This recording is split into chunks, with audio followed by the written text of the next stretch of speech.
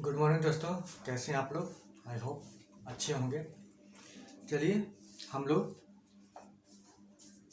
प्रत्युत्तर दर्पण नवंबर महीना का राष्ट्रीय जो घटनाक्रम था उसको पढ़ना शुरू किए थे। उसका एक वॉल्यूम पढ़ चुके हैं। आज हम लोग दूसरा वॉल्यूम उसका पढ़ लेते हैं और इस तरीके से ये प्रत्युत्तर दर्पण का नवंबर महीना का पूरा राष्ट्रीय हम लोग का कंप्लीट हो जाएगा, है ना। तो आज कुल कितना टॉपिक है, 1 2 3 4 5 टॉपिक है। हम लोग 5 टॉपिक पर डिस्कशन करेंगे और उसके बाद ये टॉपिक और ये जो राष्ट्रीय घटनाक्रम है कम्प्लीटली कंप्लीट हो जाएगा। उसके बाद हम लोग MCQ भी लगा लेंगे। चलिए चालू करते हैं हम लोग। देखिए, C-295 विमान भी अब भारतीय सेना में शामिल। C-295 ये परिवहन विमान है, ये परिवहन विमान है, ना कि विमान।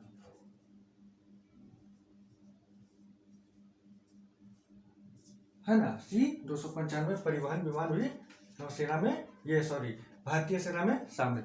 तो ये परिवहन विमान होता क्या है, पहले वो हम लोग समझ जाते हैं। ये C-295 परिवहन विमान है, आखिर होता क्या है, इसका काम क्या होता है, उसके बाद समझ जाएंगे। देखिए, बातों को बड़ा ही आसान तरीके से समझते हैं। ये परिवहन विमान जो है ना, एक बहुत बड़ा विमान होता है, एक बहुत बड़ा विमान होता है। ये बहुत बड़ा विमान होता है ना। इसमें मान लीजिए चक्का वगैरह लगा हुआ, चक्का बड़ा लगा हुआ। ये इतना बड़ा विमान होता है ना कि इसमें चाहे तो टैंक वगैरह, सेना चाहे तो टैंक है ना, टैंक हो जाएगा, बहुत सारा टैंक। सेना का जो टुकड़ी होता है, सेना का टुकड़ी, पूरा सेना का टुकड़ी भर सकता है। पैराशूट जो होता है ना कि प्लेन पर से कूद जाता है नीचे, जहाँ पर युद्ध करने जाना है वहाँ पर पैराशूट के ऊपर उतरता है। यहाँ पे पैराशूटर जो होगा, पैराशूटर उतर सकता है। गोला बारूद रॉकेट वगैरह सब इस पर क्या हो सकता है, लोड हो सकता है। ये परिवहन का काम करता है। परिवहन मतलब इतना सामान को क्या करेगा, ट्रांसपोर्ट करेगा। कहाँ पर, जहाँ पर आवश्यकता हो। जैसे मान लीजिए कि ये है आपका भारत का नक्शा है ना, कुछ इस तरह से भारत का नक्शा है ना। चलिए, तो देखिएगा यहाँ पर लद्दाख का देखिए एरिया, लद्दाख का एरिया देखिए, है ना। यहाँ सिक्किम का एरिया देखिए, यहाँ आपका अरुणाचल प्रदेश का एरिया देखिए। तो ये सब क्या, बड़ा ही पर्वतीय क्षेत्र है, बड़ा ही उबड़ खाबड़ है ना, बहुत ही उबड़ खाबड़ है। तो यहाँ पर मान लीजिए कि यहाँ पर हमेशा चीन के साथ तनाव रहता है। मान लीजिए यहाँ सेना भेजना है, सिक्किम के पास सेना भेजना है, तो सेना भेजना है तो क्या करेगा, बस के थ्रू जाएगा। रास्ता कितना दुर्गम है पता है आपको। या टैंक भेजना है तो टैंक भी रास्ता जाएगा, सड़क से, टाइम लग जाएगा। ये क्या करेगा, ये फटाक से यहाँ पर जाएगा और सारा साजो सामान उतार देगा, तुरंत एकदम साजो सामान तुरंत उतार देगा और वहाँ पर तुरंत तैनात हो जाएगा, है ना। तो इसका ये फायदा है। दूसरा बात क्या है, इसका एक फायदा ये भी है कि ये छोटी हवाई पट्टी होती है ना, छोटी हवाई पट्टी, उसी पे उतर जाएगा, उसी से टेकअप भी कर लेगा, यानी कि लैंड भी कर जाएगा, टेकअप भी ले लेगा। छोटी हवाई पट्टी, इसके लिए बहुत बड़ा हवाई पट्टी नहीं चाहिए इसके लिए। तो ये सब खास कर पहाड़ी एरिया, जहाँ पे दुर्गम एरिया है, वहाँ पर जहाँ पर युद्ध का स्थिति बन गया है, वहाँ पर ये परिवहन विमान बहुत ही काम करेगा। इसको बाहुबली नाम दिया गया, बाहुबली, है ना, क्योंकि बहुत बड़ा है। ठीक है, तो इसका नाम बाहुबली है। ठीक है, ये इसको कौन बना रहा है, जिसको स्पेन बना रहा है। ये भारत और स्पेन के बीच में समझौता हो, भारत और स्पेन के बीच में। ये तो पहले समझ गए आप ये होता क्या है, C-295 परिवहन विमान होता क्या है। अब इसके बारे में हम लोग जान लेते हैं कि ये बनाने का समझौता हुआ है भारत और स्पेन के बीच में, भारत और स्पेन के बीच में। कुल 56 C-295 परिवहन विमान बनाने का। तो कुल 56 में से बोला है स्पेन के 16 बना हुआ है ऑलरेडी, 16 ऑलरेडी पूरा तैयार है कि आप यूज कर सकते हैं। तो 16 में से एक भेज चुका है, एक इंडिया को भेज चुका है, कौन, स्पेन। और वो जो एक पहुंचा है, कहाँ पहुंचा है, तो आपका गाजियाबाद में हिंडन एयरबेस है, वहां ये पहुंच चुका है। एक C-295 विमान, परिवहन विमान पहुंच चुका है एक, और बाकी 16 में से 15 धीरे धीरे रूटीन वाइज में पहुंच जाएगा। बाकी देखिए 56 में से 16 तो बना हुआ है और बारी बारी करके आ जाएगा। 40 इंडिया में ही बनेगा, यानी 40 C-295 जो विमान है वो कहाँ बनेगा, इंडिया में। इंडिया में भी कहाँ, तो बड़ोदरा में, बड़ोदरा है ना, बड़ोदरा, बड़ोदरा में बनेगा। ठीक है, ये गुजरात में हुआ। और बनाया कौन, तो इसको बनाने वाला है टाटा एडवांस सिस्टम लिमिटेड। इसको बनाया कौन, तो टाटा एडवांस सिस्टम लिमिटेड है ना, Tata advance system limited, TASL, ये इसको बनाने वाला है। क्लियर हो गया, कोई दिक्कत। टोटल 56 विमान का समझौता हुआ किसके साथ, स्पेन के साथ। उसमें से 16 बोला है कि बना हुआ है, एक एक करके आपके पास भेज देगा, यानी भारत के पास भेज देगा। 40 और बनाना होगा, तो 40 जो बनेगा वो भारत में ही बनेगा, भारत के बड़ोदरा में बनेगा। बनाने वाला कौन है, तो टाटा एडवांस सिस्टम लिमिटेड बनेगा। इसका 65% कल पुर्जा ऑलरेडी इंडिया का ही होगा, ऑलमोस्ट इंडिया में ही बनेगा। ठीक है, इस तरह से हम लोग समझ चुके हैं बातों को। चलिए हम लोग अब आगे बढ़ते हैं।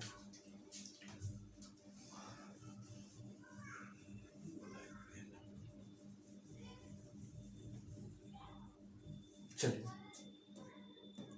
देखिए, 100 स्वदेशी LCA मार्क 1A और खरीदने की वायुसेना की योजना।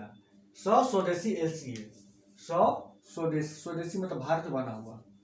LCA होता क्या है, पहले वो समझ जाते हैं। LCA यानी light combat aircraft, light combat मतलब हल्का, इसको हिंदी में लिख लेते हैं हल्का लड़ाकू विमान। ठीक है, LCA का फुल फॉर्म हो गया, क्लियर। तो LCA मार्क 1, अब देखिए मार्क 1 क्या है, पहले तो LCA का मतलब समझिए, अब मार्क 1 का मतलब समझिए। तो LCA होता क्या है, हल्का लड़ाकू विमान। इसका औपचारिक नाम क्या है पता है ना, तेजस। तेजस का नाम आप लोग बहुत बार सुनते हो, तेजस लड़ाकू विमान, यही LCA है। और LCA का नाम दिया गया है तेजस। इसका नाम अटल बिहारी वाजपेयी की इच्छा अनुसार हुआ था, अटल जी का इच्छा के अनुसार इस वायुयान का जो लाइट कॉम्बैट एयरक्राफ्ट होता है उसका नाम तेजस दिया गया था। ये हवा से हवा में मार करता है। ये बहुत ही त्वरित गति से, बहुत ही तेज गति से कहीं भी हमला करता है। इसका निशाना एकदम अचूक होता है। अब तो इतना डेवलप हो चुका है कि इसमें रॉकेट वगैरह बांध के भी, रॉकेट वगैरह लगा के भी इसको कहीं भी चलाया जा सकता है। इस विमान से, इस तेजस विमान से होता है क्या कि हल्का होने के कारण है कि ये कार्बन फाइबर से बना हुआ है। कार्बन, इसका जो ढांचा होता है ना, जो तेजस विमान का जो ढांचा है वो कार्बन फाइबर का बना हुआ होता है, इसलिए बहुत ज्यादा हल्का होता है और इसका निशाना अचूक होता है। ठीक है ना, तो यही LCA मार्क 1। अब देखिए इसी तेजस का, यानी इसी LCA का एक एडवांस वर्जन आ गया। एडवांस वर्जन जैसे मोबाइल का भी एडवांस वर्जन आता रहता है, सॉफ्टवेयर का भी एडवांस वर्जन आता रहता है, इसीलिए LCA का एडवांस वर्जन आ गया है, यानी तेजस का ही एडवांस वर्जन आ गया। उसका नाम है LCA मार्क 1, मार्क 1A। ये क्या है, इसमें रडार सिस्टम एडवांस होगा, अपग्रेडेड होगा, और भी जितने भी उपकरण होंगे अपग्रेडेड होंगे। यानी इसमें अपग्रेडेड यानी कि अपग्रेडेड या उन्नत किस्म के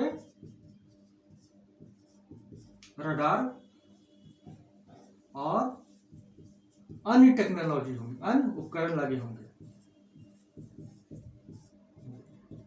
आई होप अब क्लियर हो चुका होगा कि LCA क्या होता है। लाइट कॉम्बैट एयरक्राफ्ट होता है, हल्का लड़ाकू विमान होता है, उसी को नाम दिया गया है तेजस।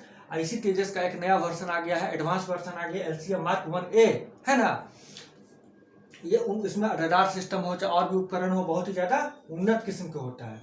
और बस इतना ही तो है इसमें, और तो कुछ विशेष है नहीं। हाँ, एक जान लीजिए, ये जो 100 स्वदेशी बनेगा ना, 100 स्वदेशी बनेगा, स्वदेशी जो बनेगा LCA, उसको बनाने का टेंडर दिया गया हाल को। हाल जानते ही हैं, Hindustan aeronautics limited, Hindustan aeronautics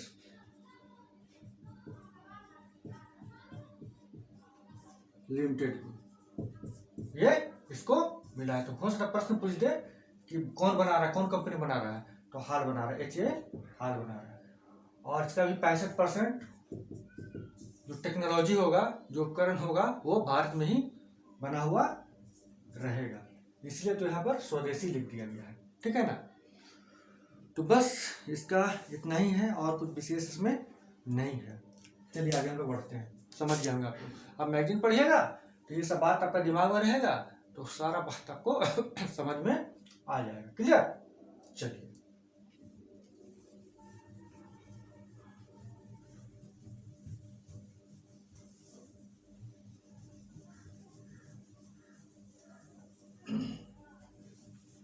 देखिए अगला क्या है। चंद्रयान व आदित्य L1 के बाद अब गहरे समुद्र में समुद्रयान की लॉन्चिंग 2026 में संभावित। जैसा कि अभी हम लोग चंद्रयान 3 का जश्न मनाए कि भारत का चंद्रयान 3 चांद पर पहुंच गया, चांद के दक्षिणी ध्रुव पर पहुंच गया। उसके बाद कुछ दिनों के बाद आदित्य L1 भी पहुंच गया, लैग्रेंज 1 पर पहुंच गया। अब वहां से वो सूर्य का क्या करेगा, किरणों का जांच पड़ताल करेगा, है ना। तो भारत अंतरिक्ष के क्षेत्र में तो आगे बढ़ता ही जा रहा है, अब वो समुद्र के गहराई में भी जाना चाहता है। यानी कि भारत समुद्र में भी राज करना चाहता है और अंतरिक्ष में भी राज करना चाहता है ना। तो समुद्र के गहराई में देखिए क्या बोलता है कि चंद्रयान व आदित्य L1 के बाद अब गहरे समुद्र में समुद्रयान की लॉन्चिंग 2026 में संभावित। तो भारत का जो आपका भू विज्ञान मंत्रालय है, भू विज्ञान मंत्रालय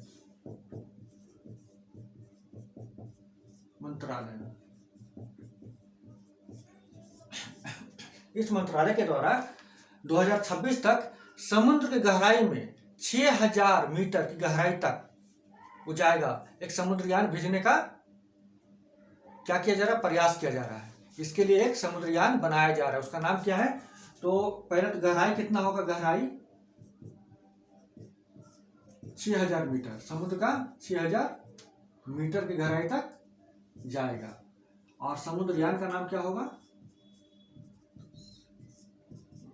मत्स्य 6000, इसका नाम मत्स्य 6000 रहेगा। इसलिए इसको एकदम याद रखिएगा। ये क्वेश्चन तो हो सकता कहीं ना कहीं से घुमा फिरा कर आपसे पूछ दे, है ना। ये क्वेश्चन घुमा फिरा कर आपसे पूछ दे, मत्स्य 6000 ये समुद्रयान का नाम होगा, है ना। और इसको बनाने वाला कौन है, तो national institute of ocean technology NIOT बनाएगा। कौन बनाएगा, NIOT national institute of ocean technology, national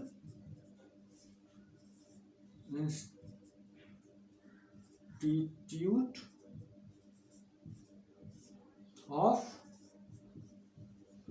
ocean technology, ठीक है।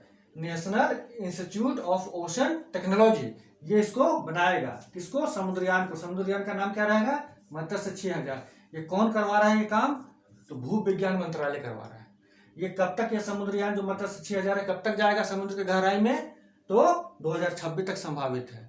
तो ये भेजना क्यों चाह रहा है आखिर, समुद्र में भेजने से क्या फायदा होगा, तो भारत को जैव विविधता के बारे में जानकारी होगा। समुद्र के अंदर जो जैव विविधता है ना, बायोडाइवर्सिटी, उसके बारे में जानकारी होगा। और उस जानकारी को लेकर वो बायोटेक्नोलॉजी में यूज करेगा।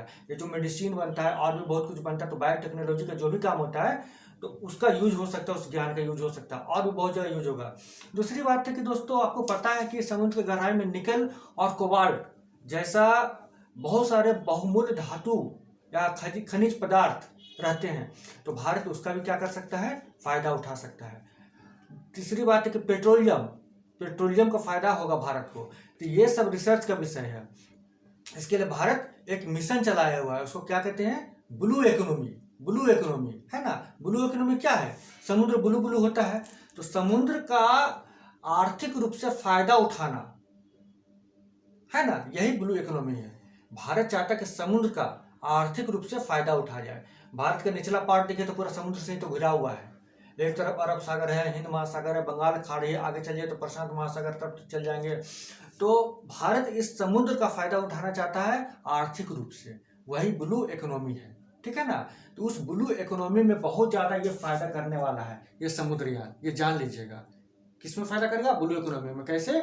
बायोडाइवर्सिटी के बारे में पता चलेगा, खनिज के बारे में पता चलेगा, पेट्रोलियम के बारे में पता चलेगा, इन सब से भारत को लाभ होगा, इसलिए बहुत ज़्यादा ये लाभदायक है। ठीक है, तो बातों को समझ गए।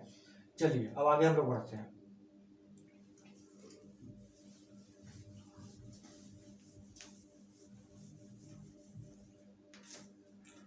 देखिए आगे क्या है। शांति निकेतन तथा होयसल के पवित्र मंदिर समूह यूनेस्को के विश्व धरोहर सूची में शामिल, संख्या 42। भारत का शांति निकेतन को और होयसल के मंदिर समूह को यूनेस्को का जो सूची है, विश्व धरोहर का जो सूची है, उसमें इस बार शामिल कर लिया गया। और शामिल करने के बाद उसकी संख्या कितनी हो गई है? टोटल 42। मतलब भारत का शामिल होने वाला धरोहर का संख्या कितना हो गया? 42। भारत की तरफ से 42 हो गया। यानी कि बात को समझिए। देखिए शांति निकेतन,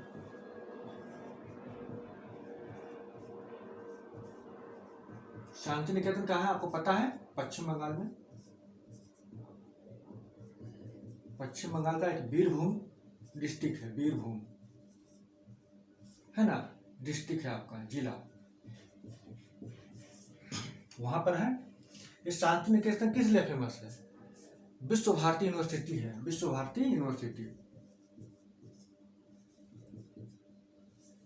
विश्वविद्यालय। इसका स्थापना कौन किए थे? रविन्द्रनाथ टैगोर किए थे,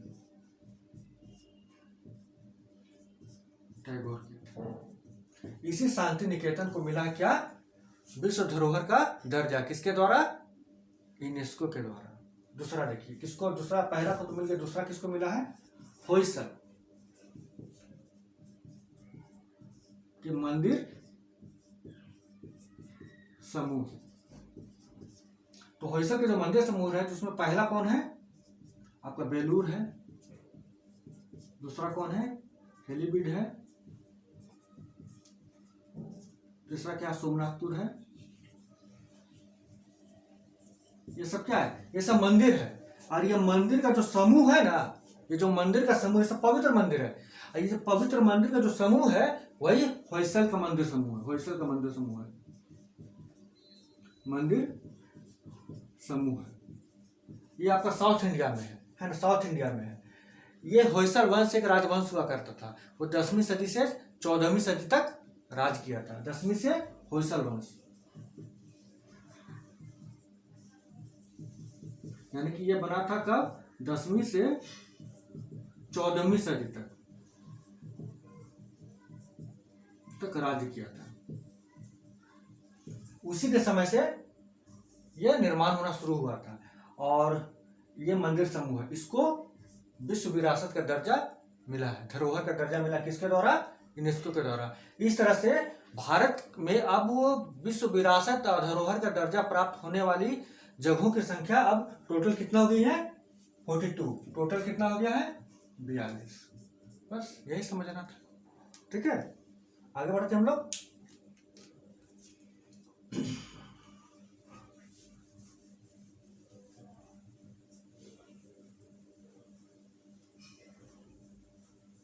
ये क्वेश्चन बहुत इंपॉर्टेंट है। यूनेस्को वाला जो है ना, विश्व विरासत का दर्जा मिला है, वो क्वेश्चन बहुत इंपॉर्टेंट है। ये आने वाले एग्जाम में पूछ देगा ये आने वाले एग्जाम में। देखिए आगे बढ़ते हम लोग। Times Higher Education World University ranking 2024 Bharat के 91 विश्वविद्यालय रैंकिंग में शामिल हो गया है ना। यानी टाइम्स जो है वो क्या करता है कि बीच बीच में वर्ल्ड में कितने इकोनॉमिक्स हैं, ये वर्ल्ड में कितने यूनिवर्सिटी हैं, उसका क्या करता है? वो डाटा बनाता है और उसका रैंकिंग देता है ना। और रैंकिंग देने के बाद बता देता है कौन नंबर 1 पर है, कौन नंबर पर 2 पर है। तो Times Higher Education World University जो है वो अगर देखिएगा, उसका शुरुआत का 10 यूनिवर्सिटी किसका है? तो 7, 10 में से 7 तो अमेरिका का है। शुरुआत का 10 मतलब पहला नंबर से लेकर 10 नंबर तक में 7 तो अमेरिका का है, बाकी 3 किसका है? ब्रिटेन का है। ठीक है ना। लेकिन भारत का 91 यूनिवर्सिटी शामिल हुआ है। और टोटल शामिल हुआ कितना इसमें?